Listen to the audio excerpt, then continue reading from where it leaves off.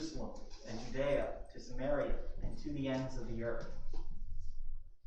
And so we've seen so far in this book how the gospel has spread from Jerusalem to Samaria and Judea and to the ends of the earth.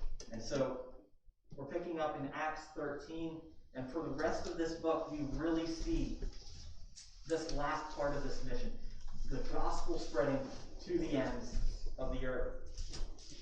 Last week, when we were in Acts 12, we were seeing God's provision in releasing Peter, not for the first time, the second time, from prison via the use of angels. And we saw the power of prayer that the church there was praying the entire time that Paul was incarcerated. And it shocked them to see that answered prayer, so much so that they left him standing at the door when they heard his voice. This week, we're picking back up with Paul. We're picking back up with Barnabas back in Antioch, where they had been teaching, where they've been preaching. And we see that God has a purpose for them. So our passage this morning is Acts 13, verses 1 through 12. So if you have your Bibles this morning, go ahead and turn there.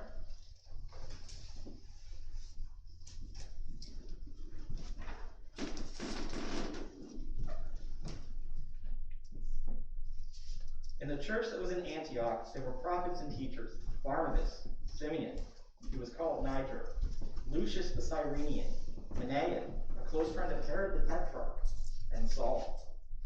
As they were ministering to the Lord and fasting, the Holy Spirit said, "Set apart for me Barnabas and Saul for the work that I have called them to do." Then after they had fasted, prayed, and laid hands on them, they sent them off. Being sent out by the Holy Spirit, they came down to Seleucia, and from there they sailed to Cyprus. Arriving at Salamis, they proclaimed God's message in the Jewish synagogues. They also had John as their assistant. When they had gone through the whole island as far as Paphos, they came across a sorcerer, a Jewish false prophet named Bar-Jesus. He was with the proconsul, Sergius Paulus, an intelligent man. This man summoned Barnabas and Saul and desired to hear God's message. But Elymas the sorcerer, that is the meaning of his name, opposed them and tried to turn the proconsul away from the faith. Then Saul, also called Paul, filled with the Holy Spirit, stared straight at the sorcerer and said, "You son of the devil, full of all deceit and all fraud, enemy of all righteousness. Won't you ever stop perverting the straight paths of the Lord? Now look, the Lord's hand is against you. You are going to be blind and will not see the sun for a time." Suddenly a mist and darkness fell on him, and he went around, seeking someone to lead him by the hand. Then the proconsul, seeing what happened, believed and was astonished at the teaching about the Lord.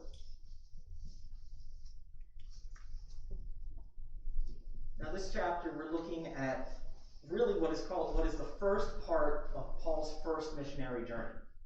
And what we know from history is that Paul makes several missionary journeys around the area, spreading the gospel. We know that Paul's desire was to plant churches where no one had ever heard the gospel before. And so here in chapter 13, we're seeing the first part of this journey. And so chapter 13, chapter 14 carries this whole description from when they leave Antioch here to when they return in chapter 14. And we see some of the trials that take place. So even beyond what we covered today, I highly encourage you guys to reread Acts 13 and Acts 14, and just to get a picture of what Paul and Barnabas go through on this first journey.